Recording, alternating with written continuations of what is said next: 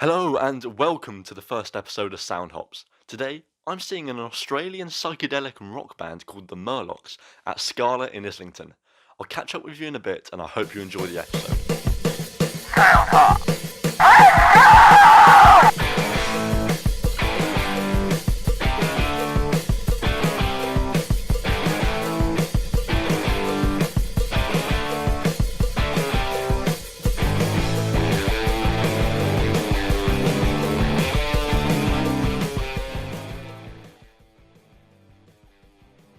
Okay, so it's just about over an hour or so until the gig.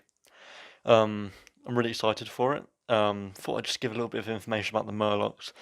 Um, Primarily, they have quite a summery rock sound. It's almost got a bit of folk to it, but they've got some really, really catchy choruses. And the actual sound that they make, you'd expect them to be a few decades old, but in a really good way.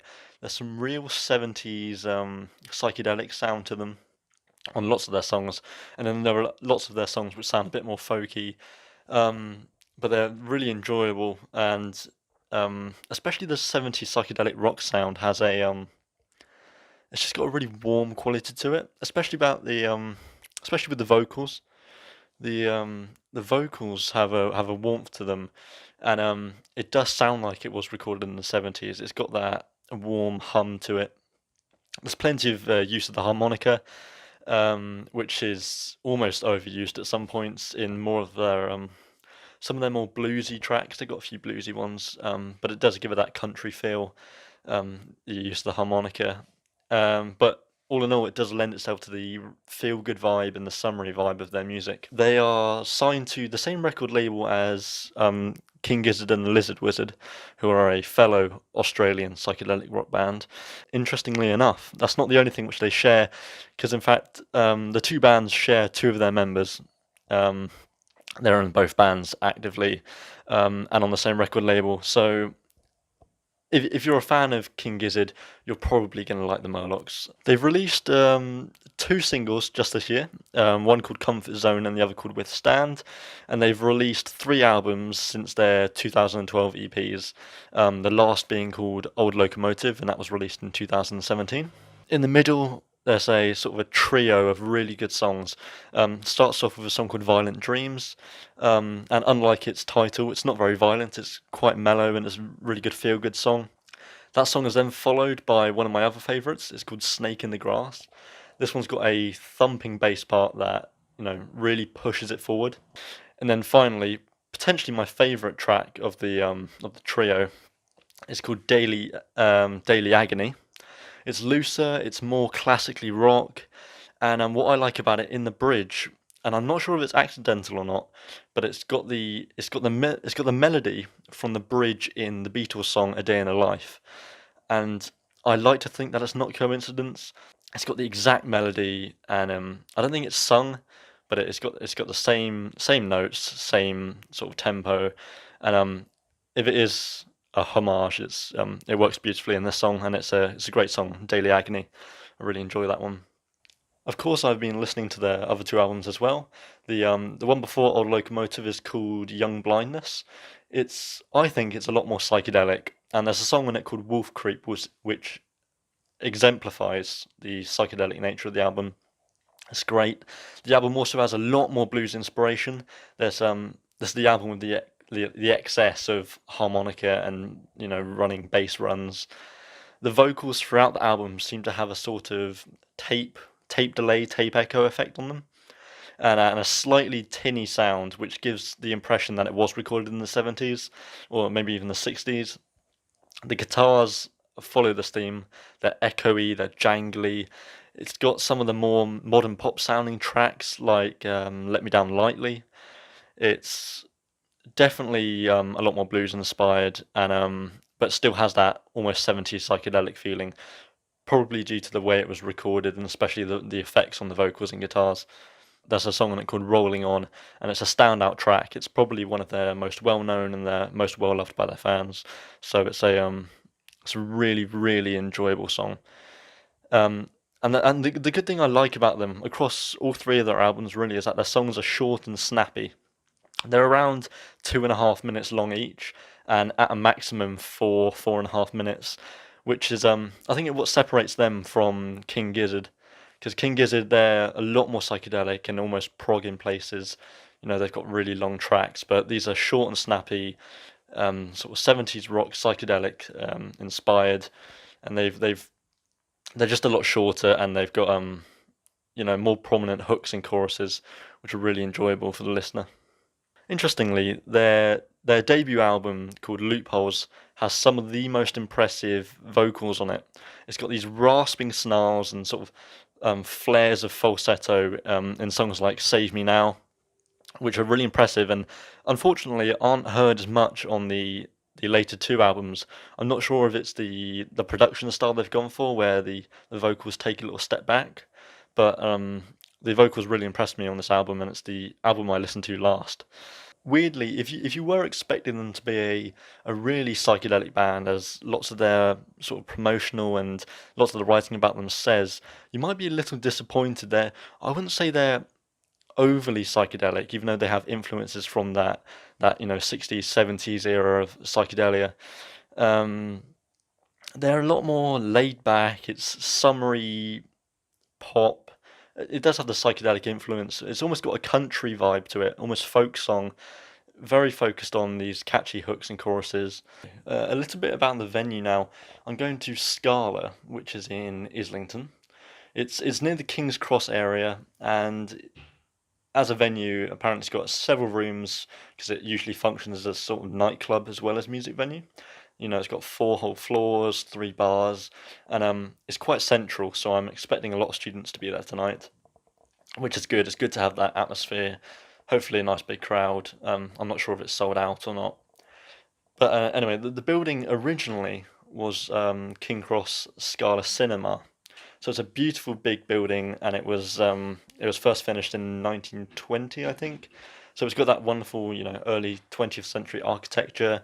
The outside of it looks impressive. I'm really looking forward to seeing the inside of it. It just has some really weird purposes. At one point, it became a primatarium where they keep primates for show. And there was like a fake jungle inside it. Slightly odd, and unsurprisingly, that closed quite quickly. It's just a weird thing to go from a cinema to that. And it's a great music venue. It's had the likes of Iggy Pop there, so I'm expecting quite a good show, and I'm expecting to be quite impressed by the venue itself, the architecture, the layout, and it's really professionally run. So really looking forward to it. I'll give you more thoughts afterwards, obviously, when I've experienced it. Supporting the Murlocs tonight, there are two bands, one called Crush Puppies, who I don't know about at all. I think they're probably going to be a local band. And then another band from London called Los Bitros. From what I've heard on their SoundCloud, they are very psychedelic based. They've actually got a cover of a King Gizzard song, so it all seems very interlinked. If I enjoy the Murlocs, I'm sure I'm going to enjoy them. But again, on both of these, I'll comment on them afterwards. But yeah, I'm really looking forward to it. I think doors open at about 7:30. Then Murlocs aren't on stage until 9:30 or something like that. But I'll definitely be there for these supports, and I'll give my comment on them later. What a gig! Absolutely unbelievable. I've just got back. It's about midnight, so I've got to be quite quiet. But I can't wait to tell you more about it. I'll see you tomorrow morning. Hello again. It's the morning after the gig now, and to be honest with you, I'm still buzzing. The first support act were a band called Crush Puppies. It was an all-female band, apart from the drummer, I believe, who was a guy. They played sort of atmospheric indie rock. Had sort of hints of Wolf Alice about them, sort of that swirling and swirling atmospheric indie rock with that female, powerful echoing vocals over the top.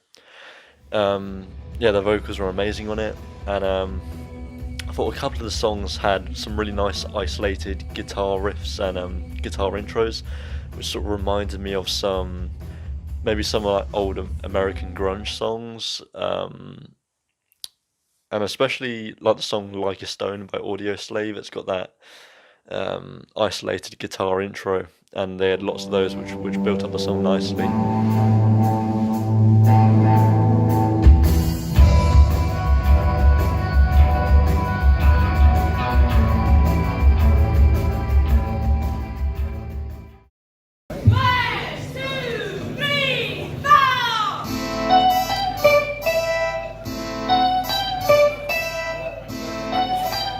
The second support act were a group who were also all female and completely all female this time, and they played instrumental psychedelic rock. There were no vocals whatsoever, um, and they were really great. They had a sort of 70s vibe about them.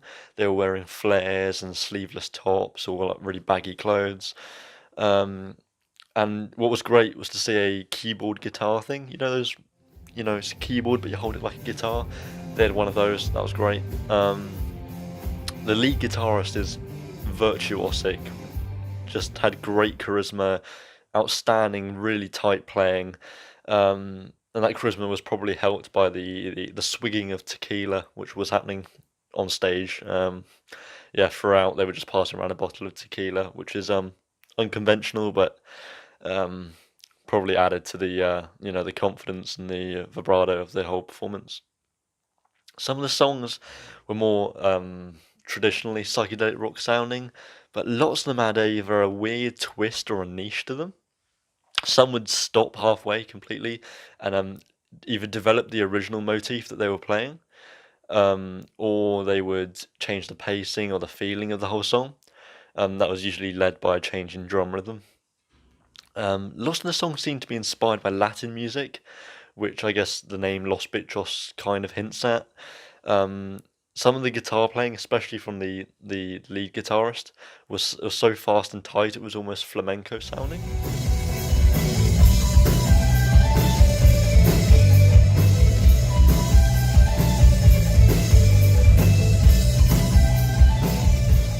They played a song which blended with the Living La Vida Loca riff, which was interesting.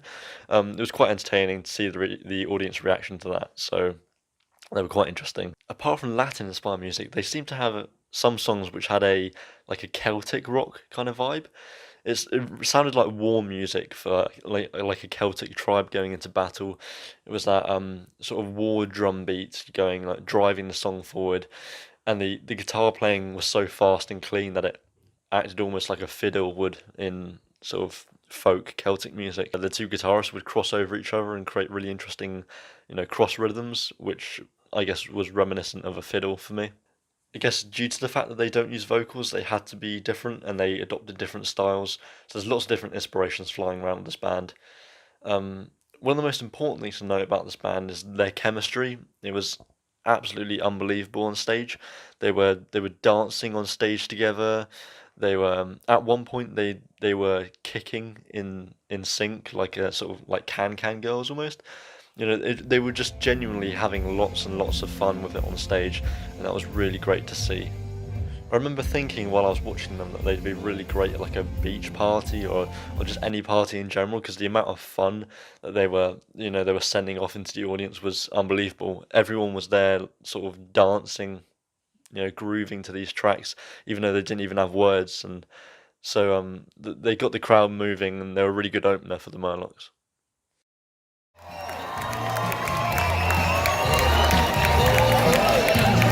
She's coming down. It's our last show of the tour. What a place to end it than in London. Okay, and now for the headliners, the Murlocs. The band we had waited about a couple hours for. And you know what? Forget what I was saying earlier. Forget the folk sound. I think I was deceived by the recorded albums.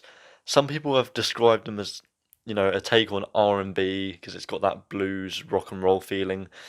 But I disagree. Their live sound is definitely an extension of their garage rock influences, and blues rock and roll. This is rock and roll at its absolute finest. It's rock whichever way you cut it, and every angle is stemmed from rock and roll, except whenever you'd expect there to be a guitar solo, there's a harmonica solo, which is hardly unsurprising because the frontman Ambrose Kenny Smith is well known for using the harmonica. It was really surprising at just how well the harmonica fits and influences the whole band. Their live sound is built on these harmonica solos which swell out from underneath the guitar and bass. They reverberate around the walls and ceiling, and don't get me wrong, I'd still say that a couple of their songs have that country ballad influence. For instance, Comfort Zone, which they played, was a great sort of country ballad song. It's one of their new singles.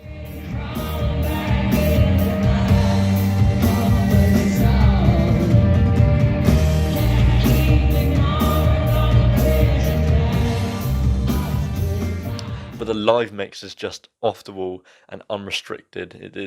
It's completely different compared to the recorded version. For me, it's that classic blues rock roar from the harmonica that encapsulates the Murlocs live experience. It just absolutely engulfs the audience. It churns and collapses and rebuilds again like waves against the Australian coast. It's ever present throughout the set, and the passion that the frontman Ambrose Kenny Smith puts into it is absolutely beguiling. Ambrose Kenny Smith is potentially the most talented man in music. He's the frontman of the Murlocs, and he's the keyboard, organist, and harmonica player, as well as backing vocalist for the Australian psychedelic band King Gizzard and the Lizard Wizard. Not to mention, in 2009 to 2011, he was a really successful skateboarder as well. He put out video parts and was skating for the companies Stereo Skateboards and America Footwear. There's really not much this man can't do. Ambrose's live voice captures what I absolutely adored about the first album. It's got those raspy, growling vocals, and with less effects, and it's less produced than on the album, and it really shows off his voice. It's absolutely powerful, and combined with his harmonica playing, he makes for an absolutely outstanding frontman. His stage presence is unbelievable, and the noise he produces is unbelievably powerful, especially as it's cutting through really, really loud guitars and bass. It's quite easy to understate just how much better this band is live than recorded. Not that they're bad recorded, but live it was like an evolution of each song. Each track felt like it was on steroids. It was pumped up, beefy, thick sounding, and it was led by Ambrose's powerful voice and his startling harmonica playing. Whilst, generally capturing and distilling their live sound onto an album, live it is an absolutely whole untamed beast. Their live sound is just absolutely unbelievable. It's got that real gritty, distorted guitar rock and roll sound, accompanied by the really loud and cutting harmonica solos and raspy, powerful vocals of Ambrose that the recorded songs on the album just don't have for some reason. Their live sound engineer needs to be absolutely congratulated, because if that mix was on the album, I'm sure I'd enjoy the albums so much more, because that live sound is so powerful. It's a great rock and roll sound, and it's almost a completely different version of each song than that's on the album. It's brilliant. I've always relegated the harmonica to these old slow blues songs. You occasionally see them in rock and roll throughout the years, but it's something you associate with country music, and you don't think it can have the effect that this has had on me. But it just makes me want to go and see King Gizzard just to see Ambrose Kenny Smith's harmonica playing. It's beautiful. It's a really unique sound, but it's so loud and raspy. It's almost like the instrument version of Ambrose's voice throughout the live set. It's that gritty, distorted and overdriven sound, and it's absolutely unbelievable. You have to witness it live. Now, the frontman who I've been talking about a lot, Ambrose Kenny Smith, he must be absolutely exhausted. He seems to be constantly touring, either with King Gizzard or with the Murlocs. And the thing is, King Gizzard are prolific writers as well. They released 5 whole studio-length albums with, it's a prog rock. Each of them are prog rock albums. 7 minutes a song. In 2017 alone, in just 1 year, 5 albums. He must be absolutely exhausted, but he didn't show any signs of that. His stage presence, his energy, it was kept up throughout. He was the absolute centre of energy in that room.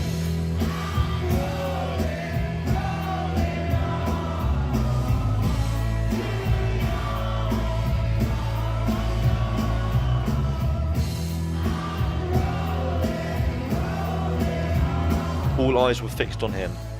He could have had a backing track, the rest of the band might not even have been there. It was all about him, his vocals, and his harmonica playing. You know, it was really, you know, it captured everyone in that venue. I can promise no one took their eyes off it.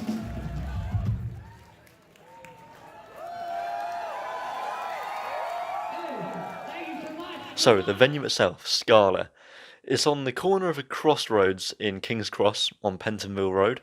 It stands out as a huge historic landmark, and it feels very fitting with the aesthetic of London, you know, early 20th century buildings, but it also stands out. It's got these great white walls, and then there's the illuminated logo, which just says Scala written down the corner of the building. It stands out amazingly. And does the inside live up to the beautiful white exterior? Well, absolutely it does. It's got pristine marble floors, high ceilings.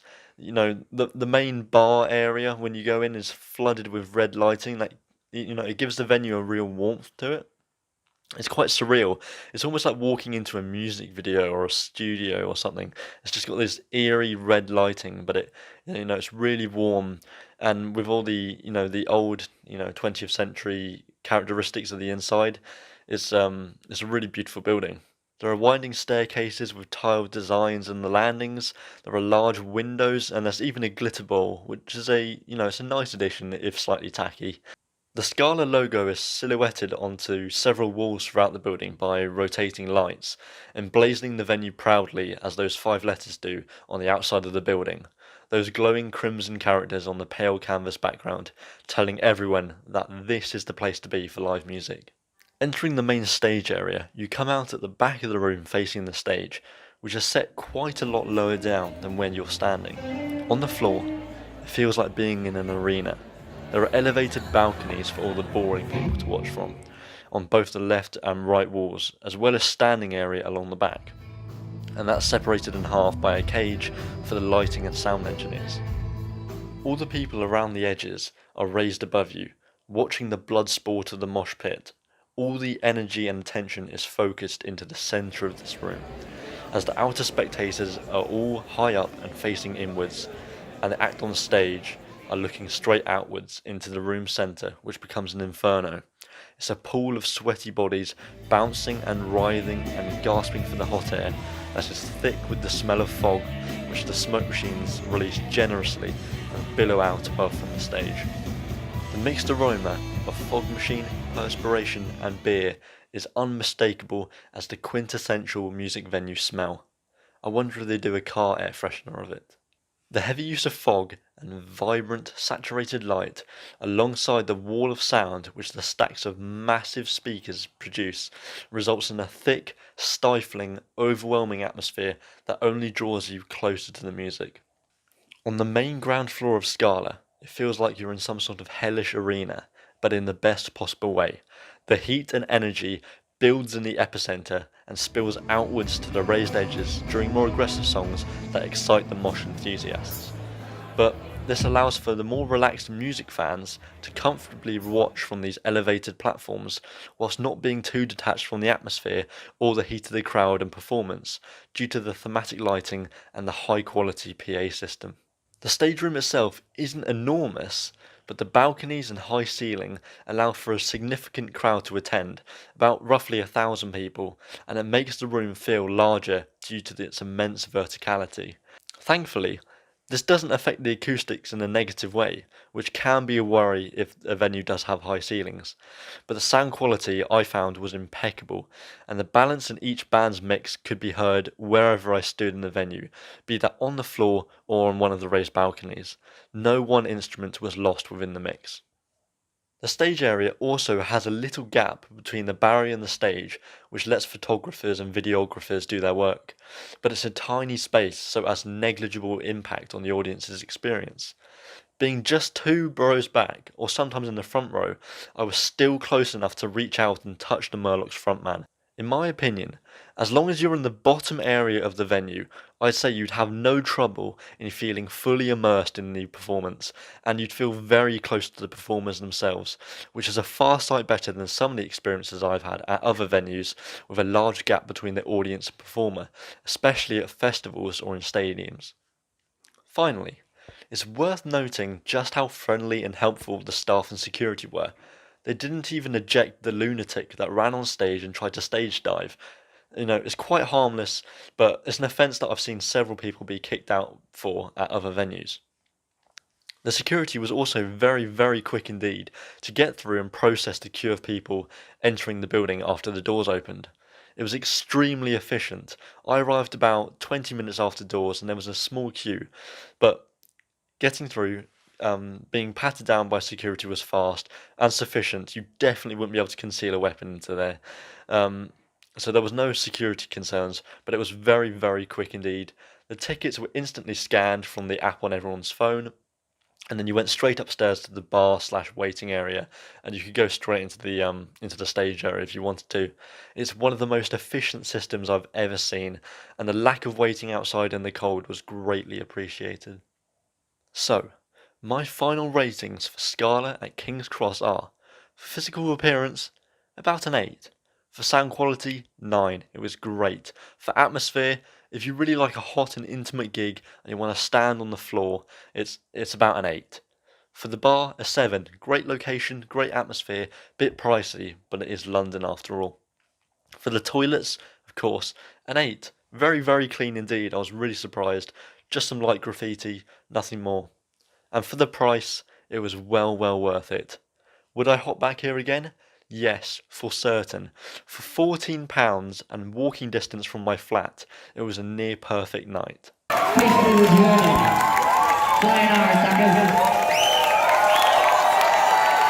Thank you very much for watching the first episode of SoundHops. Make sure to subscribe so you don't miss the next episode, where I'm seeing a mysterious cowboy-themed singer at the Islington.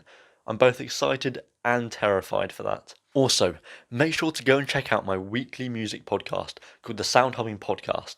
It's on this very channel, you can check it out right now, and the first official episode will be released this Saturday.